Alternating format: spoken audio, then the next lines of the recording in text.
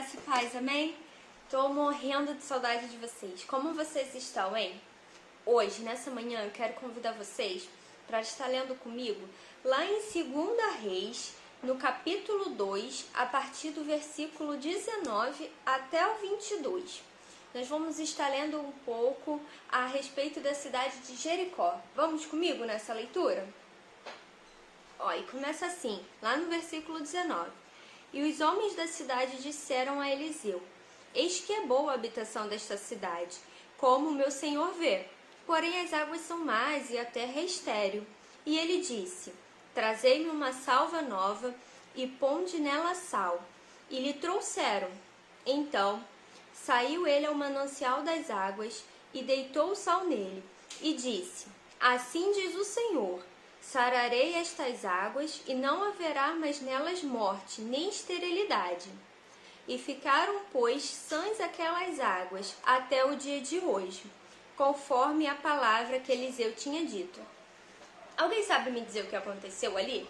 Aquela cidade, apesar de ser boa, a terra era estéril, e a água provavelmente deveria estar suja, não deveria estar servindo nem para o consumo, talvez para o banho, para nada. Mas nós sabemos que tudo que Deus criou, tudo que Deus formou tem um propósito, certo? Deus criou tudo pensando em cada detalhe, nada foi em vão, nada foi por acaso. E uma dessas criações foi a água. A água Deus criou porque Ele sabia que nós precisaríamos para regar a terra, para tomar banho, fazer comida e beber. Até porque 75% do nosso corpo é composto de água.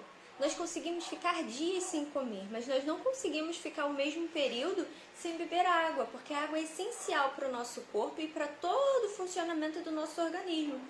Então, tudo que Deus criou tem um propósito, tudo que Deus criou tem um porquê, mas naquela cidade, justamente naquela cidade, a água não estava pura, ela não estava, pode-se dizer assim, cumprindo o propósito dela. Então, quando o povo comenta com Eliseu a respeito daquilo, Eliseu vai lá e, em nome de Deus, aquela terra, e aquela água passa a ser útil e a cumprir o propósito da criação dela.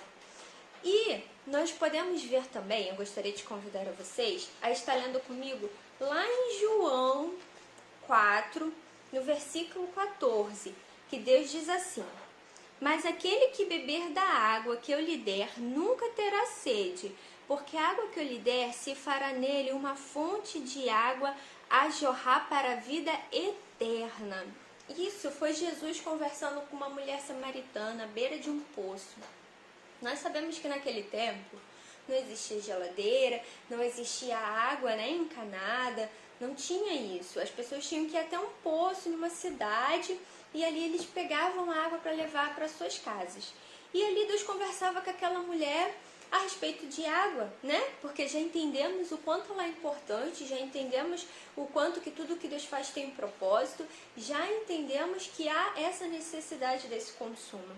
E Deus estava conversando com ela ali sobre a água, dizendo o quanto falando com ela, e Deus se refere a Ele como água. Ele não estava se referindo a essa água aqui para bebermos, a água que aquela mulher estava tirando do poço, mas Ele estava falando dele como água, dele como sustento para a vida dela, porque nós sabemos que tudo o que Deus fez, tem um propósito, tem um porquê. E Deus sabe também aquilo que nós precisamos. Nós precisamos de água, como acabamos de falar que ela é importante? Sim, nós precisamos. Nós precisamos de comer? Sim, nós precisamos. Mas o que é mais importante para a nossa vida, além da água, além da comida? É Deus, é o Senhor Jesus como nosso único e suficiente Salvador. E é por isso que Ele fala dele mesmo como a água, como algo importante. Naquele momento, aquela mulher precisava da água. Provavelmente ela estava com sede, É muito estranho, a gente corre, faz um exercício, a gente fica cheio de sede, já fica apavorado querendo uma garrafinha d'água.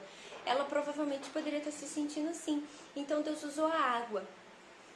Um dos alimentos, uma das bebidas mais importantes, que nos hidrata, que faz bem para todo o nosso corpo e nosso organismo. Deus usou a água para para falar dele. Deus, como muitas vezes pode ter falado, ou se já falou, ter falado como outra coisa, de acordo com a necessidade de cada um. Porque a necessidade daquela mulher era a água. Então ele falou com ela através da água, usando o exemplo dele como a água. Porque nada é mais importante na nossa vida do que ele. É claro que nós precisamos nos cuidar.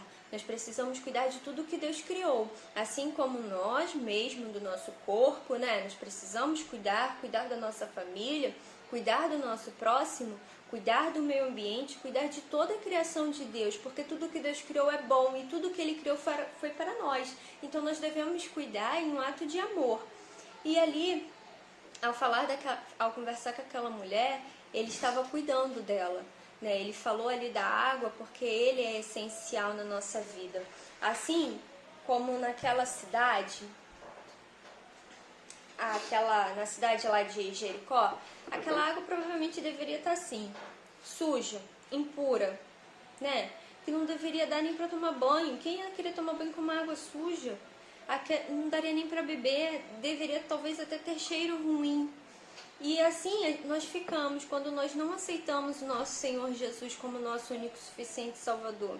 Nós ficamos sujos, nós ficamos perdidos, ficamos tristes, né? Porque é a presença do Senhor que nos fortalece, é a presença do Senhor que nos auxilia, nos dá força, ânimo e alegria. E assim como aquela água de Jericó, somos nós sem a presença de Deus.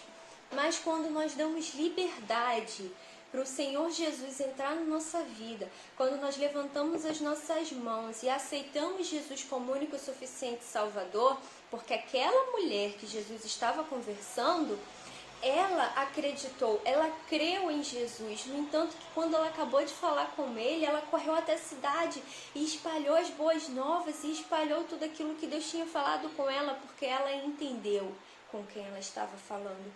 E quando nós damos essa liberdade, quando nós cremos no Senhor, Ele nos limpa, Ele nos transforma, Ele nos faz nova criatura para o seu reino. E assim nós estamos prontos, assim como aquela água de Jericó, que ali através da vida de Eliseu, Jesus trabalhou na vida dele e com as palavras do Senhor aquela água ficou limpa, estava ali pronta para cumprir o seu propósito. Assim nós ficamos limpos quando aceitamos o Senhor Jesus. Nós nos transformamos uma nova criatura. E será que o Senhor nos limpa, nos transforma para viver apenas a nossa vidinha? Se eu acabei de dizer que até a água tem o seu propósito, a sua funcionalidade na terra, e nós? Será que o nosso dever é só ficar ali, aproveitando da vida, passeando, estudando, curtindo, estando com a nossa família? Acho que não, hein? Ou melhor, tenho certeza que não. Todos nós fomos chamados para propagar o amor de Deus, para falar da pessoa de Jesus, assim como aquela mulher samaritana. Então, nós temos que propagar a palavra e o amor de Deus. Uma vez que você recebeu Jesus no seu coração, que você recebeu as boas novas da salvação, você tem que propagar a todos aqueles que ainda precisam, que ainda não conhecem ou que estão afastados da palavra do Senhor, com a água viva que é o nosso Senhor e Salvador Jesus Cristo. Então, nós temos que propagar o amor de Deus e nos tornar cada vez mais semelhante a Ele. Esse é o nosso propósito. Então, PIB Kids, eu quero convidar a cada um de vocês neste dia a entregar os seus corações a Deus, a se entregar à presença do Senhor, a aceitá-lo como único e suficiente Salvador e transbordar o amor de Deus a todos aqueles que precisam, lembrando que Ele é a nossa água viva, que Ele é a água que faz jorrar do manancial, que Ele é tudo que nós precisamos, que nós só somos quem somos graças ao amor e à misericórdia de Deus. Amém? Então não esqueçam, vamos cuidar, vamos amar o nosso próximo, as nossas famílias, mas também tudo aquilo que Deus criou, o meio ambiente, a água, a terra, pois a criação de Deus é perfeita e para tudo tem um propósito, ok? Beijos, fiquem com Deus, que o Senhor Jesus abençoe o domingo de vocês. Tchau, tchau!